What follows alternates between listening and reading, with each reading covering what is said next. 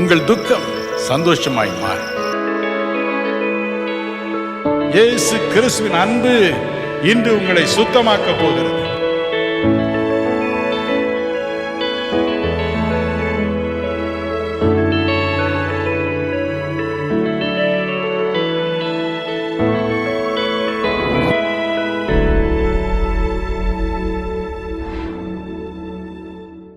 திருச்சபையை பற்றி, அவருடைய ஊழியர்களை பற்றி சில காரியங்களை பேசும்படி அருள்நாதர் எனக்கு சொன்னார். அவர் சொல்வதை நான் முன்பு வைக்க விரும்புகிறேன். வேத புத்தகத்திலிருந்து வெளிப்படுத்தின விசேஷம் 1ஆம் அதிகாரம் 12, 13, 16, 20 இவைகளை வாசிக்க கேட்போம். அப்பொழுது என்னுடனே பேசின சத்தத்தை பார்க்க திரும்பினேன். திரும்பின போது 7 பொன் கொத்து விளக்குகளையும் அந்த 7 கொத்து விளக்குகளின் மத்தியிலே நிலையங்கி தரித்து மார்பருகே பொற்கச்சை கட்டியிருந்த மனுஷகுமாரனுக்கு ஒப்பானவரையும் கண்டேன். என் வலதுகரத்தில் நீ கண்ட 7 நட்சத்திரங்களின் ரகசியத்தையும் 7 பொன் குத்து விளக்குகளின் ரகசியத்தையும் எழுது. அந்த 7 நட்சத்திரங்களும் 7 சபைகளின் தூதர்களாம். நீ கண்ட 7 குத்து விளக்குகளும் 7 சபைகளாம். 2:1 எபேசு சபையின் தூதனுக்கு நீ எழுத வேண்டியது என்னவென்றால், 7 நட்சத்திரங்களை தம்முடைய வலதுகரத்தில் ஏந்தி கொண்டு 7 பொன் குத்து விளக்குகளின் மத்தியிலே உலாவிக் கொண்டிருக்கிறவர் சொல்லுகிறதாவது, என் அன்பு சகோதர சகோதரிகளே, திவ்ய வாசகனாகிய யோவானுக்கு தேவன் திருச்சபையின் மகிமையையும் அதை எடுத்து நடத்துகிற தேவனுடைய ஊழியர் போதகருடைய மகிமையையும் அங்கே வெளிப்படுத்துகிறார். 7 பொன் குத்து விளக்குகளை காண்பிக்கிறார். 7 பொன் குத்து விளக்குகளும் என் திருச்சபைகள் என்று சொல்கிறார். 7 சபைகள் என்று சொல்கிறார். 7 நட்சத்திரங்களை தன் வலது கரங்களில் ஏந்தி கொண்டிருக்கிறார். அவர்கள் இந்த சபைகளின் தூதர்கள் என்று சொல்கிறார். எல்லாவற்றுக்கும் அதிகமாக வெளிப்படுத்தின விசேஷம் 2:1 சொல்கிறது, இந்த பொன் குத்து விளக்குகள் மத்தியில் நான் உலாவிக் கொண்டிருக்கிறேன் என்று சொல்கிறார். அதாவது சபைகளின் மத்தியில் நான் உலாவிக் கொண்டிருக்கிறேன் என்று சொல்கிறார். இதுதான் நமக்கு மேன்மை, இதுதான் நமக்கு சந்தோஷம். இதே காரியத்தை 2 கொரிந்தியர் 6:18 சொல்கிறார். நான் அவள் மத்தியில் உலாவி, அவள் மத்தியில் வாசம் பண்ணி, அவள் மத்தியில் உலாவி அவள் தேவனாயிருப்பேன், அவள் என் ஜனமாயிருப்பார்கள். நமது மத்தியில் அவர் உலாவுவது தான் நமக்கு பெரிய மேன்மை. 2-3 பேர் எங்கே கூடியிருக்கார்களோ அவள் மத்தி நான் உலாவுவேன் என்று சொன்னார். என் அன்பிற்குரியவர்களே, இதுதான் நமக்கு பரவசமூட்டும் ஒரு காரியம். நமது மத்தியிலே அவர் உலாவிக் கொண்டிருக்கிறார். வேதம் சொல்கிறது, சங்கீதம் 11:4 தேவன் தம்முடைய பரிசுத்த ஆலயத்தில் இருக்கிறார், ஆனால் உட்கார்ந்து இருக்கவில்லை, உலாவிக் கொண்டிருக்கிறார். என் பிள்ளைகள் என்ன பேசுவார்கள் நான் கேட்க வேண்டும், அங்கலாய்ப்புடன் நான் கேட்க வேண்டும் என்று ஆவலோடு அவர் உலாவிக் கொண்டிருக்கிறாராம். வேடிக்கையான ஒரு காரியம் என் நினைவுக்கு வந்தது. நான் பல ஆண்டுகளுக்கு முன்பதாக ஸ்டேட் பேங்கில் வேலை செய்து வந்தேன். அப்பொழுது அங்கே ஒரு டஃபதர் இருந்தார், பச்சையப்பன் என்று. அவர் ரிட்டையர் ஆகும் நாட்கள் வந்தன. ஒரே கவலை, ஐயோ நான் ரிட்டையர் ஆகிவிட்டால் என் குடும்பத்தை எப்படி நடத்துவது என்று. அவருடைய மகன் சரியாக படிக்காதவன், இவனை எப்படி வேலையில் சேர்ப்பது என்று எண்ணிக்கொண்டிருந்தார். அப்பொழுது வங்கியின் தலைவர் சென்னையில் இருந்தார். அவரை வீட்டில் பார்க்கலாம் என்று புறப்பட்டு போனார். வீட்டிற்கு போன பொழுது வாசலில் நின்ற காவல்காரனிடம் தன் கதையை சொன்னார். அவன் சொன்னான், ஒரு காரியம் செய், உன்னுடைய மனுவை கையில் எடுத்துக்கொள், சாயந்தரம் 4 மணிக்கு நீங்கள் வா. ஐயா அப்போதான் தூங்கி எழுந்து அருகில் இருக்கிற எங்கள் தோட்டத்திலே உலாவிக் கொண்டிருப்பார். கொஞ்ச நேரம் நன்றாக இளைப்பாறிக் கொண்டிருப்பார். அந்த நேரம் பார்த்து நான் கதவை திறந்து விடுகிறேன். ஒரே ஓட்டமாய் போய் அவர் காலிலே விழுந்து விடு. என்னவென்று கேட்பார். பேசாமல் நீ இதை நீட்டிவிடு. அப்படி இதை பார்த்தவுடன் அவர் மனது உருகுவார். அவர் மனதுருக்கம் உள்ள ஒரு அதிகாரி, நிச்சயமாக உன் மகனுக்கு வேலை கிடைக்கும் என்று சொன்னார். அப்படியே இந்த மனிதர் செய்தார். அவர் கேட்டார், நீ யாரப்பா, ஏன் என் காலில் விழுகிறாய் என்று விஷயத்தை சொன்னார். மனது உருகினார். உடனே அவருடைய மகனுக்கு அதே இடத்தில் அந்த கவர் மேலேயே இவனுக்கு வேலை கொடுங்கள் என்று எழுதி அனுப்பிவிட்டார். என் அன்பிற்குரியவர்களே, நாமும் எதற்காக ஆலயத்திற்கு வருகிறோம்? என் வீட்டில் இருந்து ஜெபிக்க கூடாதா? இல்லை இல்லை, தேவன் தம்முடைய திருச்சபையின் மத்தியிலே உலாவிக் கொண்டிருக்கிறார். அங்கே நாம் வரும் பொழுது அவருடைய பாதங்களில் விழுந்து கதறுகிறோம். வேதம் சொல்லுகிறது, சங்கீதம் 116:5, நம்முடைய தேவன் மனதுருக்கமானவர், நம்முடைய தேவன் மனதுருக்கமானவர். ஆகவே அவருடைய பாதங்களில் விழுந்து நாம் கெஞ்சுகிறோம். நம்முடைய அங்கலாய்ப்புகளுக்கு அவர் செவி கொடுக்கிறார். சங்கீதக்காரன் சொன்னான், சங்கீதம் 142:1-2, நான் அவருடைய சமூகத்தில் என்னுடைய விண்ணப்பங்களை, என்னுடைய கண்ணீரை, என்னுடைய கெஞ்சுதல்களை நான் ஊற்றி விடுவேன். அவர் எனக்கு கேட்பார், எனக்கு உதவி செய்வார். இதுதான் நமக்கு இருக்கிற மிகப்பெரிய ஸ்லாக்கியம். இதற்காகவே நாம் தேவனை தேடி, மனதுருக்கம் நிறைந்த இயேசுவை தேடி ஒவ்வொரு வாரமும் இங்கே வருகிறோம். கர்த்தர் நம்மை ஆசீர்வதிப்பார், நம்மை அணைத்து முத்தமிடுவார். உங்கள் இருதயம் கலங்காதிருப்பதாக. போகட்டும். அடுத்து ஒரு காரியத்தை நாம் பார்க்கிறோம். 7 பொன் குத்து விளக்குகளும் 7 நட்சத்திரங்களும் என்ன என்று அவர் கூறுகின்றார். 7 பொன் குத்து விளக்குகளும் 7 திருச்சபைகள், 7 நட்சத்திரங்களோ தேவ தூதர்கள் என்று சொல்கிறார். தேவ தூதர்கள்.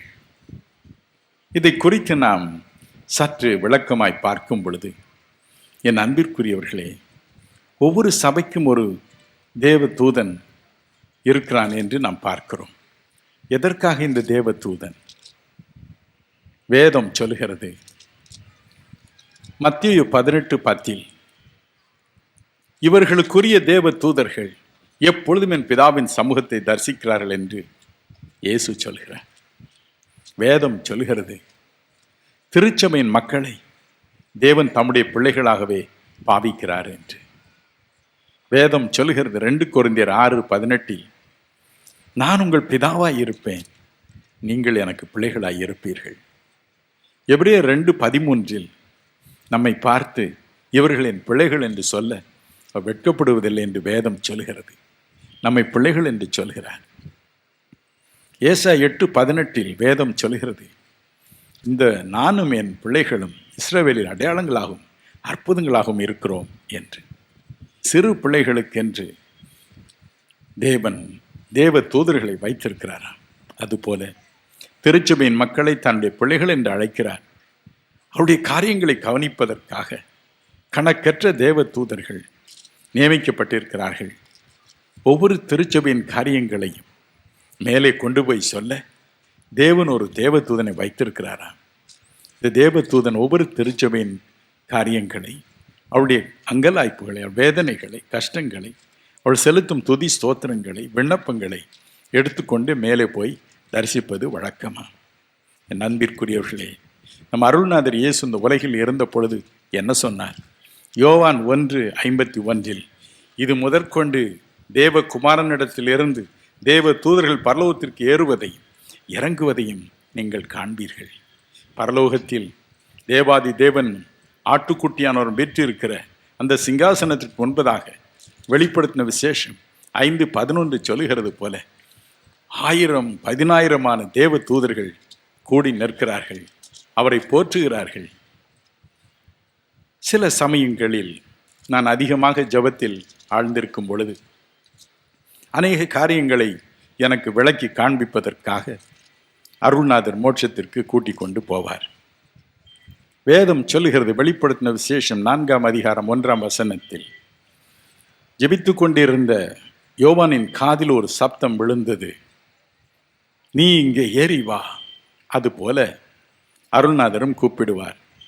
பரிசுத்த ஆவியானவர் மிகுந்த வல்லமையோடு என் மேல் இறங்குவார். எப்படி விண்வெளிக்கு செல்லும் அந்த விண்ணுலக கப்பல், அந்த ராக்கெட் மிகுந்த வேகத்தோடு நெருப்பை கக்கி கொண்டு புறப்பட்டு போகிறதோ அது போல நம்முடைய ஆன்மாவும் அவருடைய சமூகத்தில் போகத்தக்கதாக ஒரு தனி அபிஷேகத்தை அனுப்புவார். அப்பொழுதுதான் அந்த அபிஷேகம் நம்மை கொண்டு போகிறது. ஒரு விசை என்னை அழைத்து சென்றார். அங்கே அவருடைய சமூகத்தில் அவருடைய சிங்காசனத்தின் அருகே நான் நின்று கொண்டிருந்தேன். கணக்கற்ற தேவ தூதர்கள் அவருடைய சிங்காசனத்திற்கு முன்பதாக நிற்பதை கண்டேன். மட்டுமல்ல, பூமியில் இருந்து ஏராளமான தேவ தூதர்கள் வருகிறார்கள், அவருக்கு முன்பதாக நிற்கிறார்கள். ஒவ்வொருவரும் தான் என்ன செய்தியை கொண்டு வந்திருக்கிறேன் என்று சொல்வதற்கு நேரமில்லை, அருள்நாதருக்கும் நேரமில்லை. இந்த தேவ தூதர்களை பார்த்து ஒரே ஒரு பார்வை பார்க்கிறார். சுமார் 10,000 தேவ தூதர்கள் அவருடைய சமூகத்திலிருந்து புறப்பட்டு போகிறார்கள். உலகத்திற்கு பல பல இடங்களுக்கு, பல பல மக்களுக்கு, பல பல குழுக்களுக்கு தேவன் சொன்ன பதிலை, அவர்கள் கொண்டு வந்த ஜபத்திற்கு அவர் கொடுக்கும் பதிலை தூக்கி கொண்டு பறக்கிறார்கள். ஒரே ஒரு பார்வை, அந்த ஒரு பார்வையில் 10,000 தேவ தூதர்களுக்கு அவர்கள் கொண்டு வந்த விண்ணப்பத்திற்கு தான் கொடுக்கும் பதில் என்ன என்பதை விளக்கி சொல்லிவிடுகிறார். இயேசு கிறிஸ்து அற்புதமானவர், பிரியமானவர்களே, அதிசயமானவர். அநேக சமயங்களில் மோட்சத்தின் காரியங்களை விவரிப்பது மிக கடினம். அவர் கடவுள்.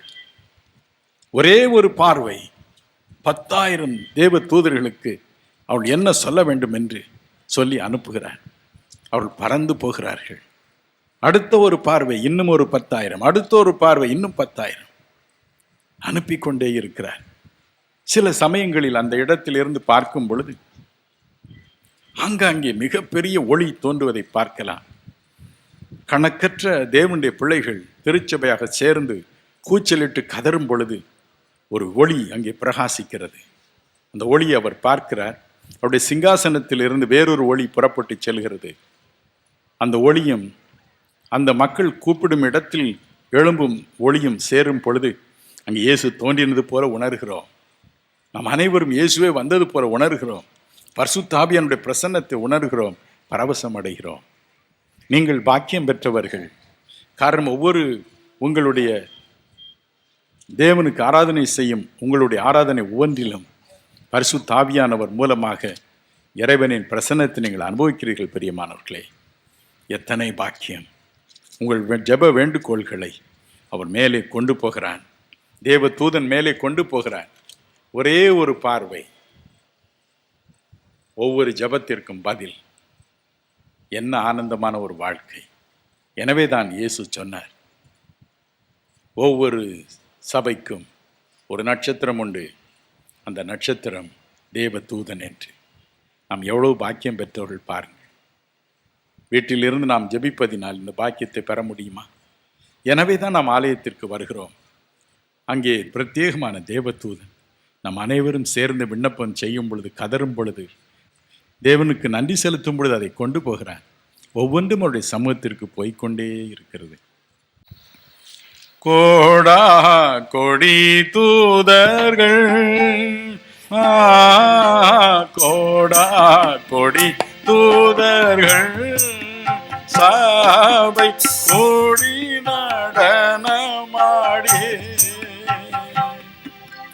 பாடி உம்மை துதிக்க ஆடி ஏனோ உம்மை துதிக்க ஸ்தோத்திரம் ஸ்தோத்திரமே ஸ்தோத்திரம் ஸ்தோத்திரமே இயேசு சுவாமிக்கு ஸ்தோத்திரமே தோஷியனை ரட்சித்த பாரி சுத்தக்கு ஸ்தோத்திரமே ஸ்தோத்திரம் ஸ்தோத்திரமே கேருபின் சேராபீன்கள் கேருபின் சேராபீன்கள் ஓடல் செட்டைகளால் மூடி நேராய் உம்மை துதிக்க ஆடி உம்மை துதிப்பேன். ஸ்தோத்திரம் ஸ்தோத்திரமே இயேசு சுவாமிக்கு ஸ்தோத்திரமே. தோஷியனை ரட்சித்த பாரி சுத்தர்க்கு ஸ்தோத்திரமே. ஸ்தோத்திரம் ஸ்தோத்திரமே. ஒவ்வொரு திருச்சபைக்கும் ஒரு தேவதூதன் உண்டு. எளிய ஒரு இடத்தில் நீங்கள் ஆராதிக்கலாம், சரியான கூரை போடாத இடத்தில் ஆராதிக்கலாம், அங்கும் ஒரு தேவதூதன் உண்டு. ஹல்லேலூயா. நாம் தனிமையாக இல்லை. கர்த்தருடைய தூதன் அவருக்கு பயந்தவர்களுக்கு சூழ பாளையம் இறங்கி அவர்களை பாதுகாக்கிறார். சங்கீதம் 34:9 அப்படி சொல்லுகிறதே, அது உண்மை. மற்றொரு பகுதி, இந்த தேவதூதன் யார்? நம்முடைய போதகர் தான் நம்முடைய தேவதூதன். மல்கியா 2:7 வாசிக்க கேட்போமா? ஆசாரியனுடைய உதடுகள் அறிவை காக்க வேண்டும், வேதத்தை அவன் வாயிலே தேடுவார்களே, அவன் சேனைகளுடைய கர்த்தரின் தூதன். ஒரு போதகர், தேவனால் அபிஷேகம் பண்ணப்பட்ட ஒரு மேய்ப்பன், தேவனுடைய தூதன். அவன் வாயில் மக்கள் அறிவை தேடுகிறார்கள். அவன் வெளியேறப்பெற்ற ஒரு நட்சத்திரம். இந்த நட்சத்திரத்தை எங்கு வைத்திருக்கிறார்? தம்முடைய வலது கரத்திலே வைத்திருக்கிறார். ஏசாயா 41:10 நாம் வாசிக்க கேட்போமா?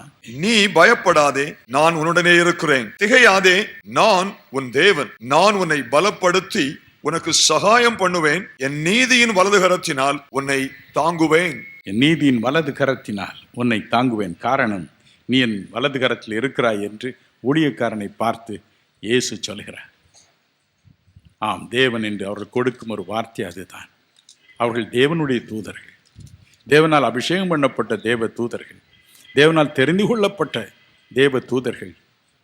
தன் மக்களுக்கு அறிவை உணர்த்துவதற்காக அவர்களை வைத்திருக்கிறார். ஏசாயா சொல்கிறான், ஏசாயா 50:4 வாசிக்க கேட்போம். இளைப்படைந்தவனுக்கு சமயத்திற்கு ஏற்ற வார்த்தை சொல்ல நான் அறியும்படிக்கு கர்த்தராகிய ஆண்டவர் எனக்கு கல்விமானின் நாவை தந்தருளினார். காலைதோறும் என்னை எழுப்புகிறார். கற்றுக்கொள்ளுகிறவர்களைப் போல நான் கேட்கும்படி என் செவியை கவனிக்க செய்கிறார். ஆபகுக் 3:4. அவருடைய பிரகாசம் சூரியனை போல் இருந்தது. அவருடைய கரத்திலிருந்து கிரணங்கள் வீசின. அங்கே அவருடைய பராக்கிரமம் மறைந்திருந்தது.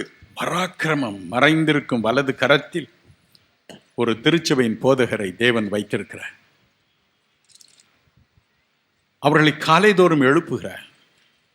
திருச்சபையின் மக்களுக்கு, அதில் இளைப்படைந்தவர்களுக்கு என்ன வார்த்தை சொல்ல வேண்டும் என்று இந்த வார்த்தையை போடுகிறார். காரணம், நாம் வாசித்தது போல் மல்கியா 2:7 சொல்கிறது போல, அவன் தேவனுடைய தூதன்.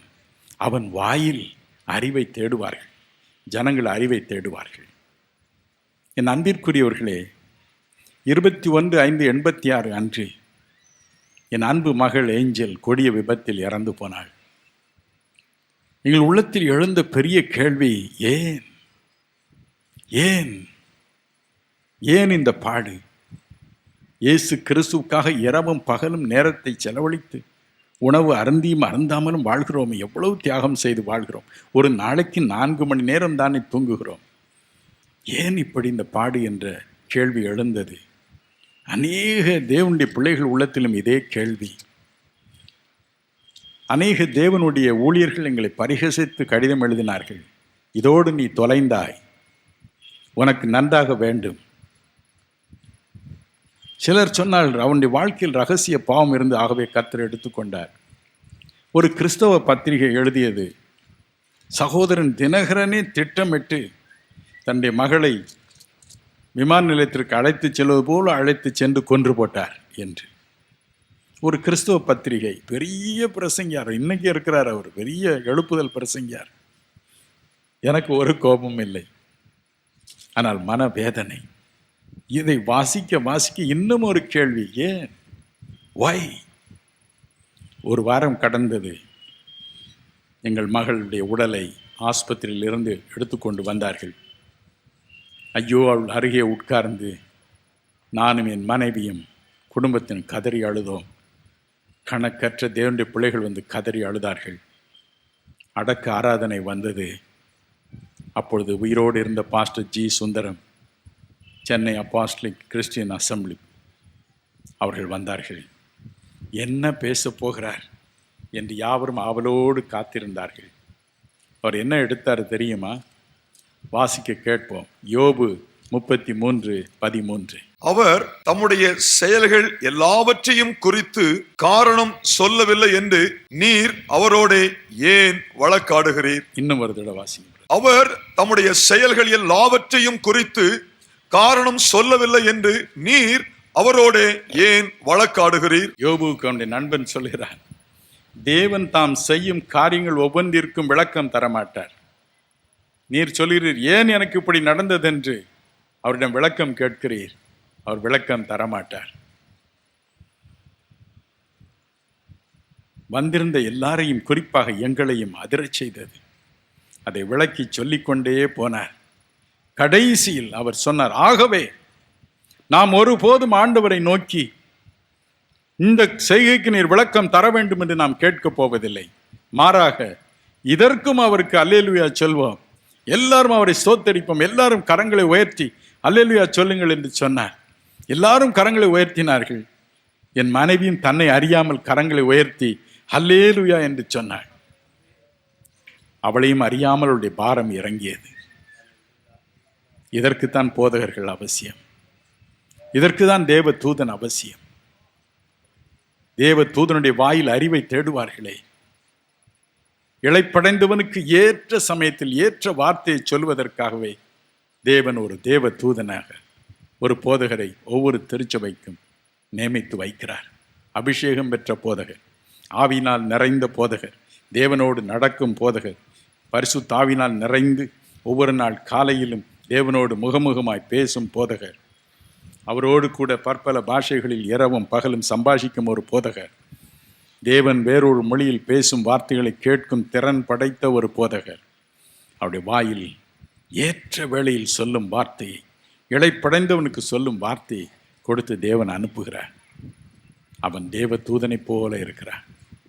என் அன்பிற்குரியவர்களே, எனவேதான் அங்கே இயேசு சொல்கிறார், இந்த 7 சபைகளும், 7 குத்து விளக்குகளும் 7 சபைகள், இந்த 7 நட்சத்திரங்களும் இந்த 7 சபைகளின் தூதர்கள்.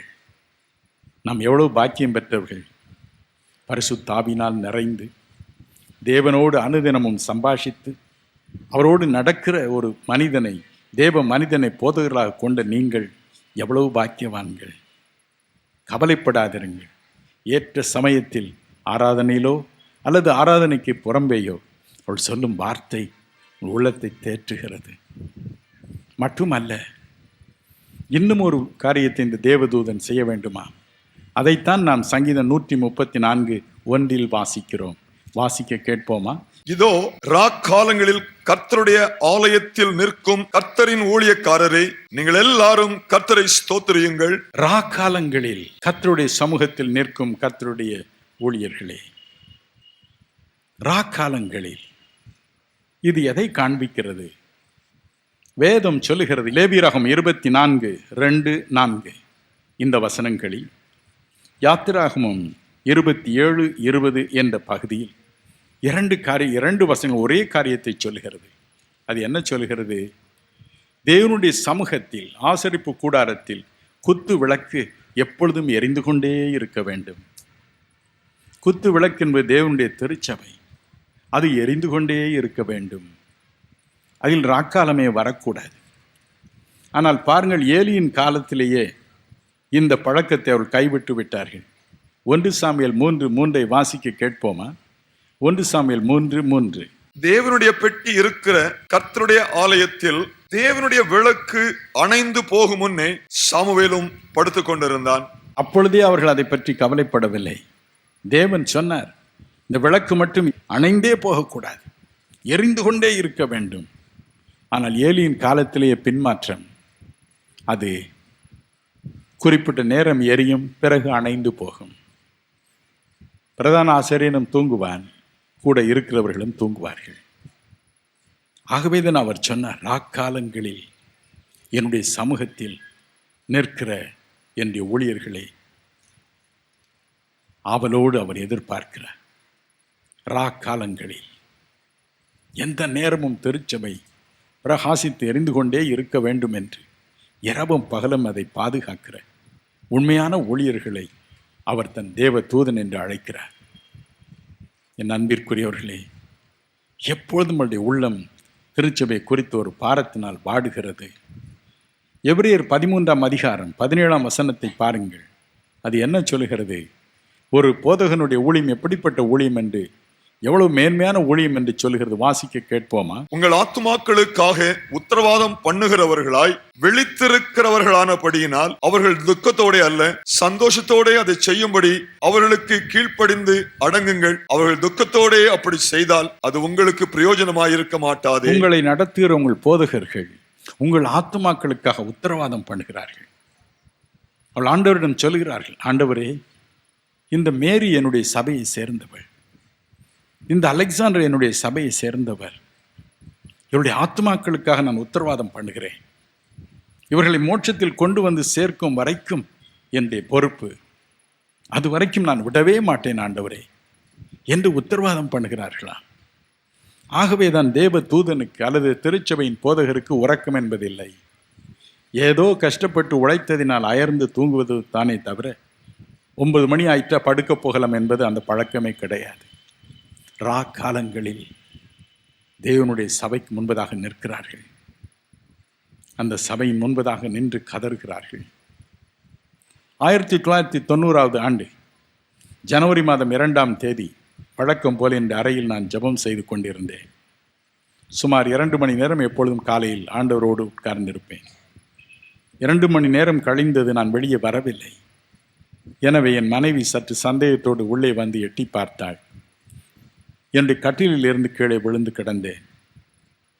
வாயெல்லாம் நுரை தள்ளி மரித்தவனாக கீழே கிடந்தேன். என்னை கொண்டு போய் ஆஸ்பத்திரியில் போட்டார்கள். டாக்டர்கள் சொன்னார்கள், ஐயோ, மரித்து போனவரை கொண்டு வந்திருக்கிறீர்களே, நம்ம அருமையான பிரதர் மரித்து போனாரே, சிஸ்டர் நாங்கள் என்ன செய்வோம்? என் மனைவி அழுதாள். கூட இருந்த யாவரும் கலங்கி அழுதார்கள். அப்பொழுது ஒரு நர்ஸ், மிஸ்ஸஸ் தாமஸ் என்று ஒரு நர்ஸ் அந்த பக்கம் வந்தாள். யார் இங்கு கிடக்கிறது என்று எட்டி பார்த்தாள். என்னை பார்த்தாள். ஒரே ஓட்டமாக ஓடினாள். தொலைபேசியின் மூலம் பல்லாவரத்தில் அப்போஸ்தலிக் கிறிஸ்டியன் அசம்பிளியின் போதகராக இருந்த பாஸ்டர் ஸ்டீஃபன், அவர் அப்பொழுது உயிரோடு இருந்தார், அவருக்கு சொல்லி, பாஸ்டர், பிரதர் தினகரன் இறந்து போனார், செத்துப்போன உடலை கொண்டு வந்திருக்கிறார்கள் என்று கதறினாள். பாஸ்டர் என்ன சொன்னார் தெரியுமா? பிரதர் தினகரன் மரிக்க மாட்டார், மரிக்க நான் விடமாட்டேன், மரிக்க நான் விடமாட்டேன். நம் சபைகளுக்கு அவர் அவசியம், விடமாட்டேன், இப்பொழுதே நான் முழங்கால் போடுகிறேன் என்றார். 15 நிமிடங்கள் கழிந்தன. டாக்டர்கள் என்று மார்பிலை அடித்து கொண்டே இருந்தார்கள். என்ன செய்வதென்று தெரியாமல் தேவன் அவருடைய கூக்குரலை கேட்டார். என் உயிர் திரும்ப வந்தது. ஹல்லேலூயா, ஹல்லேலூயா. இதற்கு தான் நம்முடைய போதகர்களை தேவ தூதனை போல வைத்திருக்கிறார். காலங்களிலும் விழித்து சபையின் மக்கள் இருளுக்குள் போகக்கூடாது, தொல்லைக்குள் போகக்கூடாது, கண்ணீருக்குள் போகக்கூடாது, மரணத்திற்குள் போகக்கூடாது, அகால மரணத்திற்குள் போகக்கூடாது என்று கதறி அழுவதற்காக. நாம் எத்தனை பாக்கியம் பெற்றவர்கள் யோசித்து பாருங்கள். உங்கள் சபை சிறிதாக இருக்கலாம், சரியான கட்டிடம் இல்லாமல் இருக்கலாம், உங்கள் கைவண்டிகளை கார்களை உங்கள் சைக்கிள்கள் நிறுத்த இடமில்லாமல் இருக்கலாம், சத்தம் போட்டு ஆராதிக்க சுயாதீனமாய் ஆராதிக்க இடமில்லாமல் இருக்கலாம். ஆனால் அங்கே ஒரு தேவதூதன் நிற்பான். உங்கள் ஜெபங்களை கேட்க உங்கள் திருச்சபையின் போதகரை ஒரு தேவதூதனாக இயேசு நிறுத்துவார். உங்களுக்காக கண்ணீர் வடிக்க ராக்காலங்களிலும் உங்களுக்காக அழுது புலம்ப. எத்தனை மகிழ்ச்சி! அவருடைய வாயிலிருந்து ஏற்ற வார்த்தை வரும் உங்களை ஆறுதல் படுத்த. அது தேவனுடைய வார்த்தை, ஒரு மனிதனுடைய வார்த்தை அல்ல. ஒரு பழைய பாடல் இப்படி சொல்கிறது, தொல்லை கஷ்டங்கள் சூழ்ந்திடும், துன்பம் துக்கம் வரும், இன்பத்தில் துன்பம் நேர்ந்திடும், இருளாய் தோன்றும் எங்கும். சோதனை வரும் வேளையில் சொற்கேட்கும் செவியில் பரத்திலிருந்து ஜெயம் வரும். சோதனை வரும் நேரத்தில் செவியிலே சொல் கேட்கும். உங்கள் போதகர்கள் மூலமாக அந்த செய்தி வரும். தேவன் அவர் மூலமாய் பேசுவார். எனவே தான் அவர்களை தேவ தூதர்கள் என்று அழைக்கிறார். நாம் எவ்வளவு பாக்கியவான்கள். நம்முடைய போதகர்கள் அமெரிக்கா போய் படித்து வராத போதகர்களாக இருக்கலாம். ஆனால் தேவனுடைய ஆவியினால் நிறைந்து ஆவியானவர் சொல்லிக் கொடுப்பதை படித்தவர்கள். அனுதினமும் ஆவியானவர் அவர்களோடு பேசுகிறார். இயேசு தன் வார்த்தைகளை வாயில் போடுகிறார். நம்மை ஆறுதல் படுத்துகிறது. எத்தனை மகிழ்ச்சி! சந்தோஷமா இந்த பாடலை பாடுவோமா? தொல்லை கஷ்டங்கள் சோர்ந்திடும், துன்பம் துக்கம் வரும், இன்பத்தில் துன்பம் நேர்ந்திடும், இருளாய் தோன்றும் எங்கும். சோதனை வரும் வேளையில் சொற்கேட்கும் செவியிலே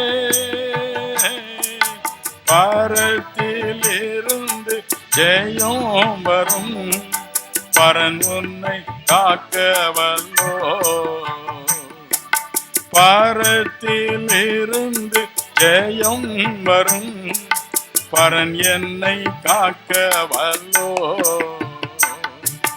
காக்கும் வல்ல மீட்பர் உண்டெனக்கு, உண்டெனக்கு, உண்டெனக்கு.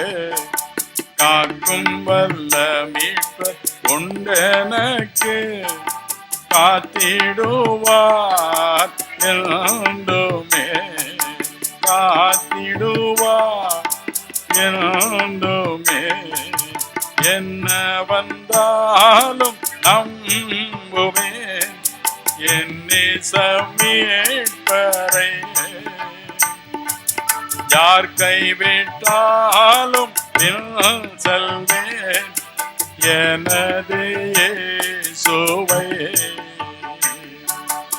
அகல ஆழ உயரமா எவ்வளவு அன்பு கூர்ந்தார்.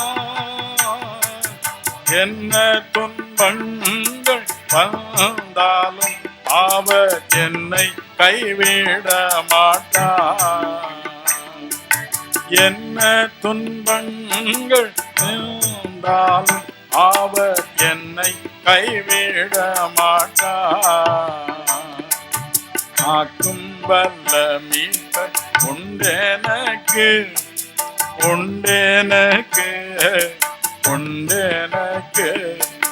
காக்கும் வல்ல மீட்பர் உண்டெனக்கு. காத்திடுவார் என்றுமே, காத்திடுவார் என்றுமே. ராக்காலம். ராக்காலம் இன்னும் வேறு விதங்களில் சபைக்கும் வருகிறது. தனிப்பட்ட மனிதர்களுக்கு மட்டுமல்ல, திருச்சபைக்கே வருகிறது. இதை குறித்து நம் அருள்நாதர் சொன்னார். யோவான் 9:4 ஒருவரும் கிரியை செய்யக்கூடாத ராக்காலம் வருகிறது. அந்த நேரத்திலும் தேவன் நமது போதகர்கள் மூலமாகவே நமக்கு பதில் கொடுக்கிறார். முதலாவது ராக்காலம் மனுஷர்கள் மூலமாக வருகிறது. வாசிக்க கேட்போமா? 2 தெசலோனிக்கேயர் 3 1, 2, 3 வசனங்களை வாசிக்க கேட். கடைசியாக சகோதரரே, உங்களிடத்தில் கர்த்தருடைய வசனம் பரம்பி மகிமைப்படுகிறது போல எவ்விடத்திலும் பரம்பி மகிமைப்படும்படிக்கு துர்க்குணராகிய பொல்லாத மனுஷர் கையினின்று நாங்கள் விடுவிக்கப்படும்படிக்கும் எங்களுக்காக வேண்டிக் கொள்ளுங்கள். விசுவாசம் எல்லாரிடத்திலும் இல்லையே. 3 கர்த்தரோ உண்மையுள்ளவர், அவர் உங்களை ஸ்திரப்படுத்தி தீமை நின்று விலக்கி காத்துக் கொள்வார். எப்படிப்பட்ட மனிதர்கள்? துர்க்குணராகிய மனிதர்கள், பொல்லாத மனிதர். அவர்களை எந்த விதத்திலும் நீங்கள் 4 வார்த்தை சொல்லி அவர்களுடைய மனதை சம்மதிக்க வைக்கவே முடியாது. துர்க்குணராகிய பொல்லாத மனிதர்கள். எதை கேட்டாலும் அவர்களுக்கு மனசுக்கு சரி என்று தோன்றாது, சம்மதிக்கவே மாட்டார். நான் பிடித்ததுதான் 3 கால் என்று சொல்வார்கள், தொல்லை கொடுப்பார்கள். ஆகவேதான் பவுல் சொல்கிறான், இவருடைய கைகளுக்கு நாங்கள் தப்புவிக்கப்படும்படி எங்களுக்காக ஜெபம் பண்ணுங்கள். இப்படிப்பட்ட மக்களால் ராக்காலம் வருகிறது, கிரியை செய்யக்கூடாத ராக்காலம் வருகிறது. என் அன்பிற்குரியவர்களே, ஆனால் இதை பற்றி தேவன் சொல்லுகிறது என்ன? இந்த துர்க்குணராகிய மனுஷரை பற்றி தேவன் சொல்லுகிறது என்ன? ஏசாயா 54 அதிகாரம் 15-17 வசனங்களை வாசிக்க கேட்போம். இதோ உனக்கு விரோதமாய் கூட்டம் கூடினால் அது என்னாலே கூடுகிற கூட்டம் அல்ல. எவர்கள் உனக்கு விரோதமாய் கூடுகிறார்களோ அவர்கள் உன் பட்சத்தில் வருவார்கள். ஆமென். உனக்கு விரோதமாய் உருவாக்கப்படும் எந்த ஆயுதமும் வாய்க்காதே போகும். உனக்கு விரோதமாய் நியாயத்தில் எழும்பும் எந்த நாவையும் நீ குற்றப்படுத்துவாய். இது கர்த்தருடைய ஊழியக்காரரின் சுதந்திரமும் என்னால் உண்டான அவருடைய நீதியுமாய் இருக்கிறது என்று கர்த்தர் சொல்லுகிறார். உனக்கு விரோதமாய் கூட்டம் கூடினால் அது என்னால் உண்டானதல்ல. எவர்கள் உனக்கு விரோதமாய் கூட்டம் கூடுகிறார்களோ அவர்களே உன் பட்சத்தில் வருவார்கள். ஆமென். ஹல்லேலூயா. இப்படிப்பட்ட பிரச்சனைகள் வரும்பொழுது நாம் சோர்ந்து போகக்கூடாது. நம்முடைய சபையின் போதகரோடு சேர்ந்து நாம் ஜெபிப்போம். அப்பொழுது அவர்கள் நமது பட்சத்தில் வருவார்கள். அதே மக்கள் அருள்நாதர் பட்சத்தில் வருவார்கள். அருள்நாதருடைய பட்சத்தில் சேர்ந்து அருள்நாதரின் பிள்ளைகளுக்கு உறுதுணையாக இருப்பார்கள். இதுதான் அவருடைய திருவுள சித்தம். அப்போஸ்தலர் 26:11 பாருங்கள். மனம் திரும்பும் முன்பதாக பவுல் எப்படிப்பட்ட கொடிய மனிதனாய் இருந்தான் என்று அங்கு நாம் பார்க்கலாம். அப்போஸ்தலர் 26:11 சகல ஜெப ஆலயங்களிலும் நான் அவர்களை அநேகந்தரம் தண்டித்து தேவதூஷணம் சொல்ல கட்டாயப்படுத்தினேன். அவர்கள் பேரில் மூர்க்க வெறி கொண்டவனாய் அந்நிய பட்டணங்கள் வரைக்கும் அவர்களை துன்பப்படுத்தினேன். தேவனுடைய ஜனங்களை துன்பப்படுத்தினவன் சவுல். அவன்தான் பவுலாக மாறினான். இதே காரியத்தை அப்போஸ்தலர் 9:1-3, அப்போஸ்தலர் 22:4, கலாத்தியர் 1:13, பிலிப்பியர் 3:6, 1 தீமோத்தேயு 1:13, இத்தனை வசனங்களிலும் இதே காரியத்தை வாசிக்கலாம். கடூரமாக தேவனுடைய ஜனங்களை துன்பப்படுத்தினான், சிறைச்சாலையில் போடுவித்தான், கட்டுவித்தான், உதைத்தான். தேவ தூஷணம் சொல்லுங்கள், அந்த இயேசு கிறிஸ்து தேவன் அல்ல என்று சொல்லுங்கள், மறுதலியுங்கள் என்று மக்களை படாத பாடுபடுத்தினான். ஆனால் ஒரே ஒரு ஒளி மேல் பிரகாசித்தது. தேவகுமாரனாக இயேசு முன்பதாக தோன்றினார். சவுலே, சவுலே, ஏன் என்னை துன்பப்படுத்துகிறாய்? நீ துன்பப்படுத்துகிற இயேசு நானே என்றார். அப்படியே முழுவதும் மாறிப்போன. அப்போஸ்தலர் 9:20 சொல்லுகிறது, தாமதமின்றி இயேசுவை கிறிஸ்து என்று திருஷ்டாந்தப்படுத்தி பிரசங்கித்தார். இதை குறித்து கலாத்தியர் 1:23 என்ன சொல்லுகிறது பாருங்கள்.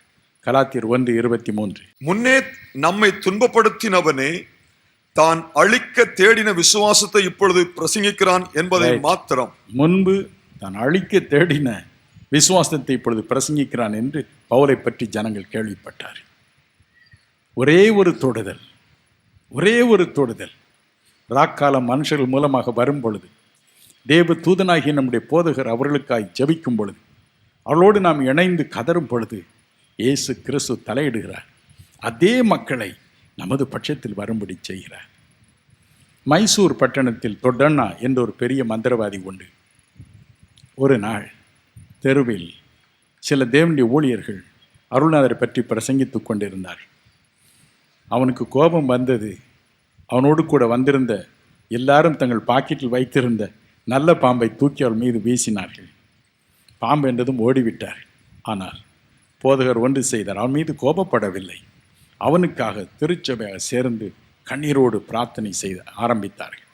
எப்படியாவது இந்த மனிதன் மோட்சம் போக வேண்டும், மனம் திரும்ப வேண்டும் என்று. நாட்கள் கடந்தன.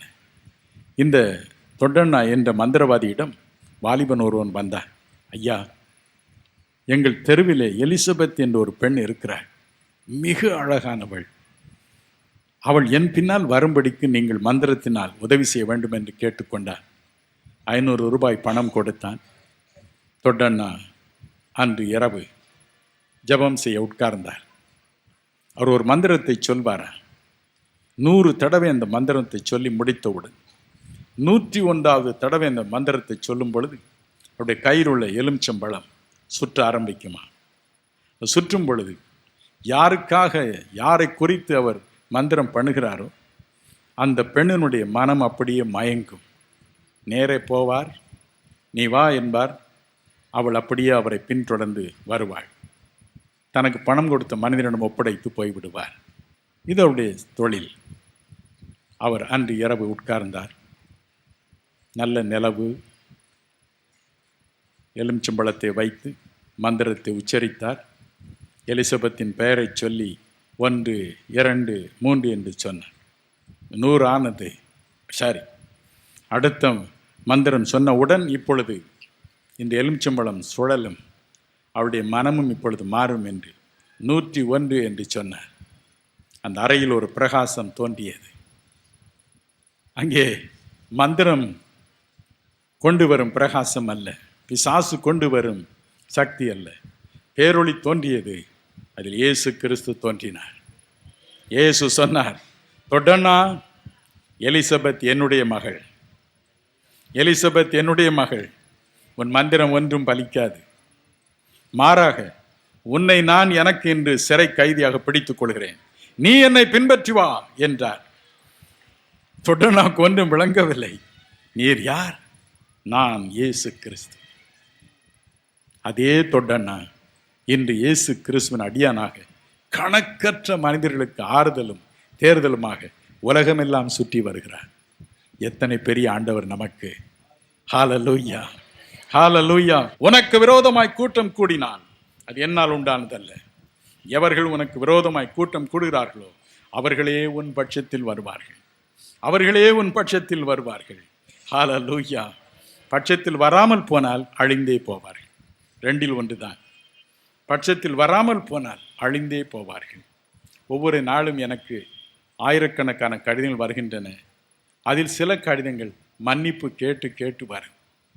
ஐயா, உங்களை பற்றி தெரியாமல் நான் இப்படி பேசிவிட்டேன், இப்படியெல்லாம் நான் உங்களுக்கு எதிராக பிரசங்கம் பண்ணிவிட்டேன், இப்படியெல்லாம் நான் செய்தேன், இப்படி செய்தேன், மன்னியுங்கள், மன்னியுங்கள்.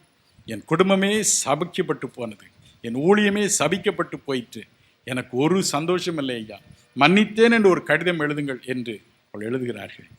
சில சமயம் என்னுடைய காருண்ய பொறியியல் கல்லூரி மாணவர்களும் கூட அப்படி எழுதுவது உண்டு.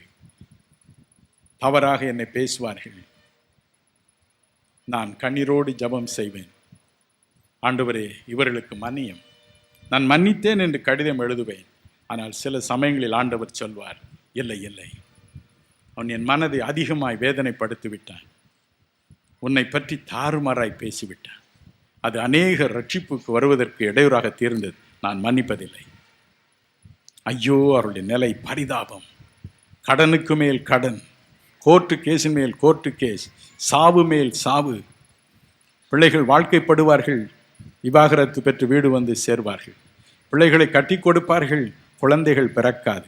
குழந்தைகள் பிறக்கும், ஊனமாய் பிறக்கும். ஐயோ பரிதாபம். எவ்வளவுதான் அவரிடம் மன்றாடியும் பேசாமல் இருப்பார். பரிதாபம். ஒன்று அவருடைய பட்சத்தில் வர வேண்டும், இல்லையானால் அழிவை அவர்கள் எதிர்நோக்க வேண்டும். இயேசு கிறிஸ்து சாதாரணமானவர் அல்ல, அவர் கடவுள், அவர் கடவுள். மனாசே மனம் திரும்பினான், ஆனாலும் மனாசே அவர் மன்னிக்க சித்தமாக இருக்கவில்லை. மனாசேயை மன்னிக்கவில்லை. அவன் அவ்வளவு இரத்தத்தை சிந்திவிட்டான், குற்றமில்லாத இரத்தத்தை சிந்திவிட்டான் என்று வேதம் சொல்கிறது. எனக்கு அருமையானவர்களே, ராக்காலம் வரும் பொழுது கர்த்தர் மனு மக்களை ரட்சிக்கும் ஒரு நேரமாக அதை மாற்றுவார். ஹல்லேலூயா. எவர்கள் நமக்கு விரோதமாய் கூட்டம் கூடுகிறார்களோ அவர்களே நமது பட்சத்தில் வருவார்கள். அதற்குத்தான் ராக்காலம். அந்த ராக்காலத்தில் ஜெபிப்பதற்குத்தான் ஒரு தேவ தூதன், அதற்குத்தான் நம்முடைய போதகர். அவர் புலம்பி அழுகிறார், முழங்கால் நின்று புலம்பி அழுகிறார். தேவன் அதை கேட்கிறார், அவர்களை தம்மண்டை இழுத்துக் கொள்கிறார். மற்றொரு ராக்காலம் நமக்கு வருகிறது, பொல்லாத பிசாசிடமிருந்து. சங்கீதம் 143 2 3 அவன் சொல்கிறான், ஐயோ நான் இருளில் இருக்கிறது போல செத்தவனைப் போல இருக்கிறேன் என்று. ராக்காலம் பிசாசினால் நம்மை தேடி வருகிறது பிரியமானவர்களே. ஆம், அருள்நாதர் சொன்னார் வேதத்தில், 1 பேதுரு 5:8 வேதம் சொல்கிறது, உங்கள் எதிராளியானவனாகிய பிசாசு யாரை விழுங்கலாம் என்று வகையை தேடி சுற்றி தெரிகிறான். ஆனால் இயேசுவை பார்க்கும் பொழுது பாருங்கள், அவன் என்ன செய்கிறான்? மத்தேயு 8:29 பாருங்கள். மத்தேயு 8:29 வாசிக்க கேட்போம். அவர்கள் அவரை நோக்கி, இயேசுவே, தேவனுடைய குமாரனே, எங்களுக்கும் உமக்கும் என்ன? காலம் வரும் முன்னே எங்களை வேதனைப்படுத்த இங்கே வந்தீரோ என்று கூப்பிட்டார்கள். காலம் வரும் முன்னே எங்களை வேதனைப்படுத்த வந்தீரோ? இயேசுவை கண்டவுடன் அவருடைய பயம் அதுதான்.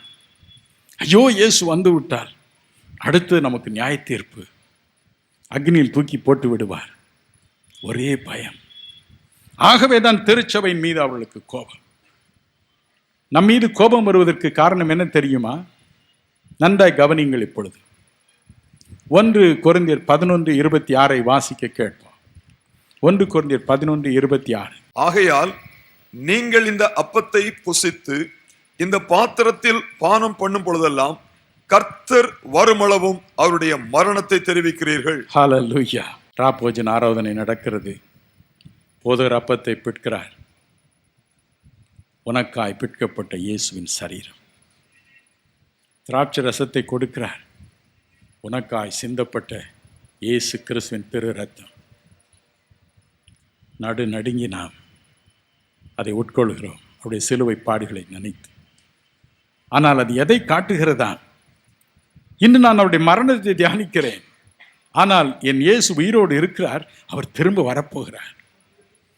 பிசாசு வெறுக்கிற ஒரு காரியம் இயேசு திரும்ப வரப்போகிறார் என்று சொல்வதைத்தான். எல்லாவற்றையும் அவன் சந்தோஷமாய் கேட்பான்.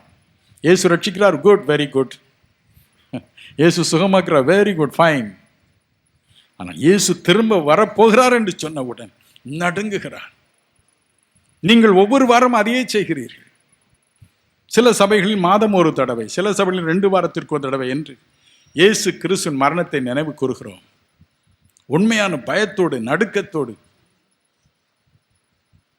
பூரண சுவிசேஷ சபையின் போதகர்கள் இதில் அதிக கண்டிப்பாக இருப்பார். கொஞ்ச நஞ்சம் எங்கேயாவது பாவம் இருந்தால் கொடுக்கவே மாட்டார், ஓடிப்போ என்பார். ஆகவே பயந்து நடுங்கி நம்மை நாமே ஆராய்ந்து பார்த்து தேவனுடைய சமூகத்திலே முழங்கால் ஊன்றி பாவங்களை, நம்முடைய குறைகளை அறிக்கை செய்து, யாக்கோபு 3:2 சொல்கிறது, நாம் அநேக காரியங்களில் தவறுகிறோமே என்று. என்னென்ன காரியங்கள் தவறி போனோம் என்பதை நாம் உணர்ந்து அறிக்கையிட்டு அவருடைய பந்தியில் சேருகிறோம். உலகிற்கு அதை காண்பிக்கிறோம். என் அருள்நாதர் இயேசு இப்படித்தான் மரித்தார், தன் சரீரத்தை எனக்காக கொடுத்தார், இரத்தத்தை எனக்காக கொடுத்தார். ஆனால் ஒரு நாள் அவர் திரும்பி வரப்போகிறார். ஒரு நாள் அவர் திரும்பி வரப்போகிறார் என்று உலகிற்கு நாம் பறைசாற்றுகிறோம். இதற்காகத்தான் நான் கம்யூனியனில் சேருகிறோம், ராப்போஜனத்தில் சேருகிறோம். வேடிக்கை அல்ல, அது பிசாசுக்கு பிடிக்காது. ஆகவே இந்த சபையை நாம் அழைத்து விட வேண்டும். இருந்தால் தானே இவர்கள் உலகத்திற்கு சொல்லிக் கொண்டு இருப்பார்கள், இயேசு திரும்ப வரப்போகிறார் என்று. என் அன்பிற்குரியவர்களே, ஒரு தடவை நான் மோட்சம் போன பொழுது அங்கே அநேக காரியங்களை இயேசு காண்பித்தார். வெகு நேரம் அவரோடு இருந்தேன். தேவ தூதனை அழைத்தார். இவனை கொண்டு போய் திரும்ப விட்டுவிடு என்றார். மறுபடியும் சொன்னார், போகும் வழியில் இவனுக்கு பிசாசினுடைய ராஜ்யத்தையும் காண்பித்து கொண்டு போய் என்றார். பிசாசின் ராஜ்யத்திற்கு போனேன். மோட்சத்தில் தேவாதி தேவனுடைய சிங்காசனம் எப்படி இருக்கிறதோ அதை போலவே அவனுடைய சிங்காசனம் இருக்கிறது. அப்படியே இருக்கிறது. எப்படி தேவன் உட்கார்ந்து இருக்கிறாரோ அப்படியே அவன் உட்கார்ந்து இருக்கிறான். அவனை சுற்றிலும் தேவ தூதர்கள் ஏராளமான பேர் நின்று கொண்டு இருக்கிறார்கள் அவனை ஆராதிக்க. ஆனால் பாருங்கள், 2 பேதுரு 2:4 சொல்லுகிறது போல ஒரு இருள் அவர்களை கட்டி வைத்திருக்கிறது. அந்த இடமே மாலை 6:30 மணிக்கு சூரியன் அஸ்தமிக்கும் நேரம் எப்படி இருக்கிறதோ அப்படித்தான் மங்கின ஒளியில் இருக்கிறது. அவருடைய முகத்தில் ஒரு சந்தோஷம் இல்லை. பிசாசின் முகத்தில் ஒரு சந்தோஷம் இல்லை. பிசாசு பார்ப்பதற்கு மிக அழகாக இருப்பான். மிக அழகான கம்பீரமான தோற்றமுடையவன் தான் பிசாசு.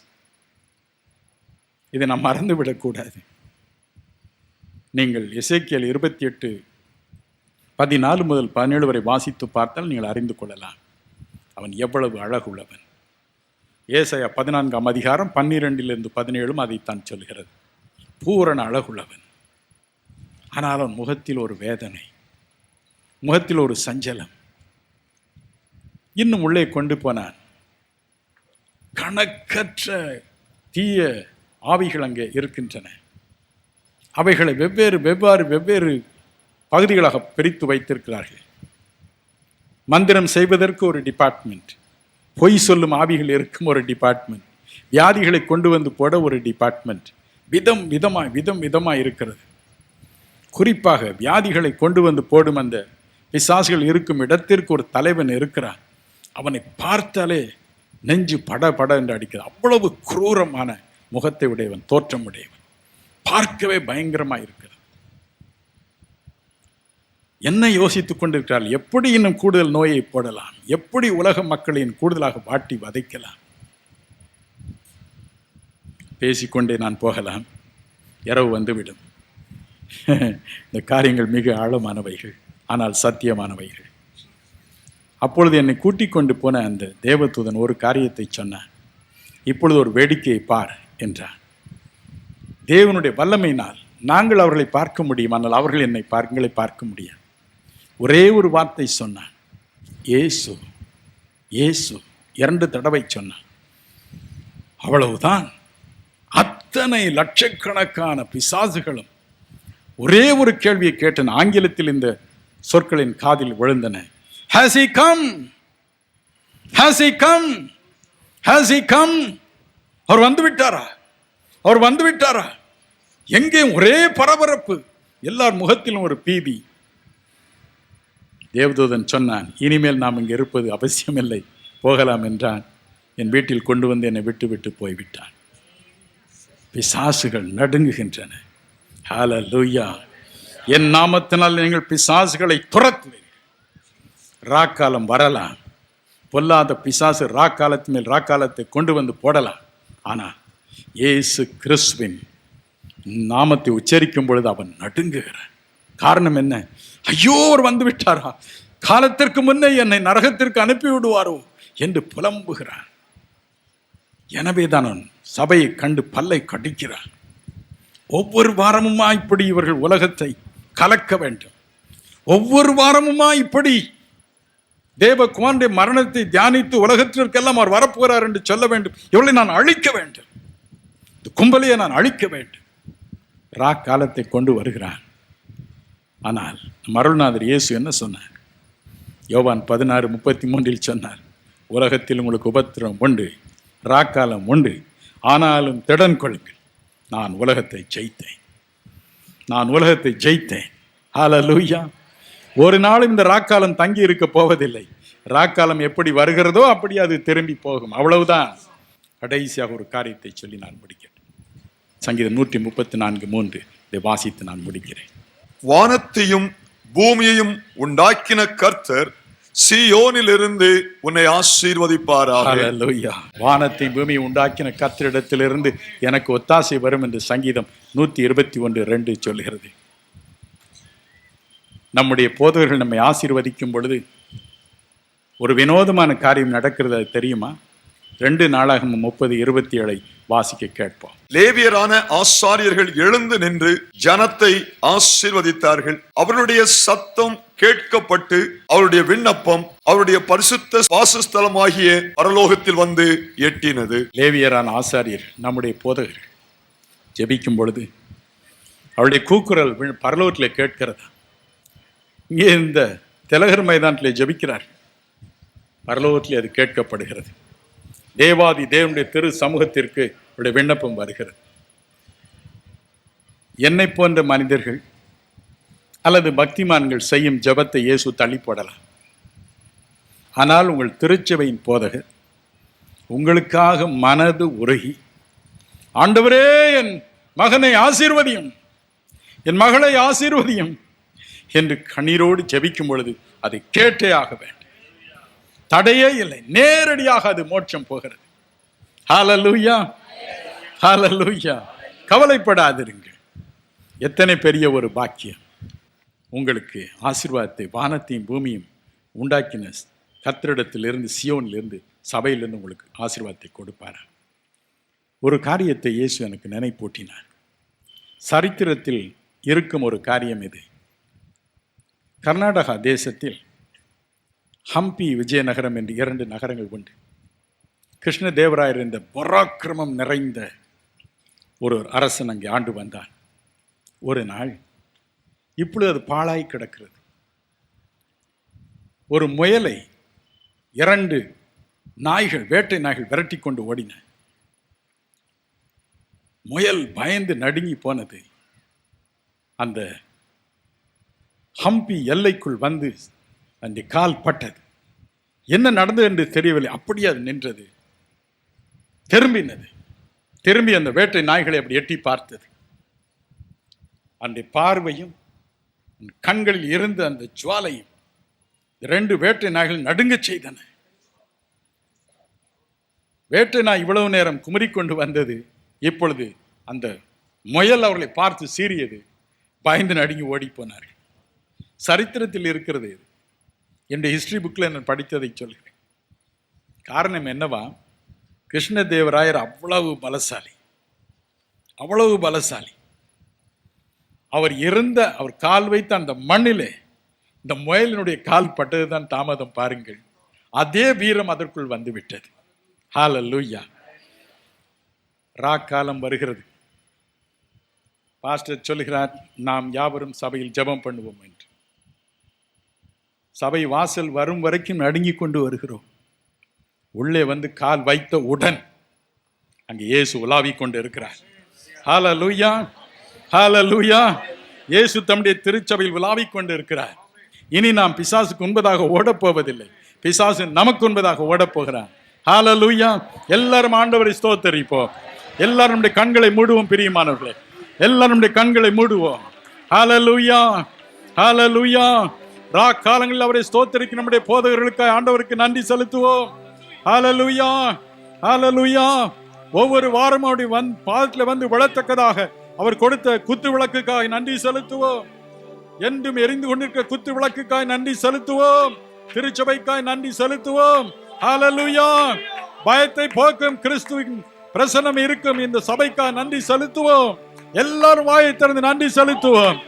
அஞ்சா நெஞ்சமுள்ள நம்மை மாற்ற போவதற்காய் ஆண்டவருக்கு நன்றி செலுத்துவோம். பிரியமானவர்களே, வரும் காலங்கள் நமக்கு மேன்மையான காலங்கள், ஆசீர்வதிக்கப்பட்ட காலங்கள், செழிப்பின் காலங்கள், அறுவடையின் காலங்கள், மகிமையின் காலங்கள். இனி தொந்தரவு இல்லை, இனி ராக்காலம் இல்லை, எப்பொழுதும் பகல்தான். கிறிஸ்துவே நமக்கு சூரியனாய் இருப்பார், கிறிஸ்துவே நமக்கு சந்திரனாய் இருப்பார். நம்முடைய துக்க நாட்கள் முடிந்து போகும். ஹல்லேலூயா. எல்லாரும் ஆண்டவரை ஸ்தோத்தரிப்போம். மகிமையின் தேவனை ஸ்தோத்தரிப்போம். ஹல்லேலூயா, ஹல்லேலூயா.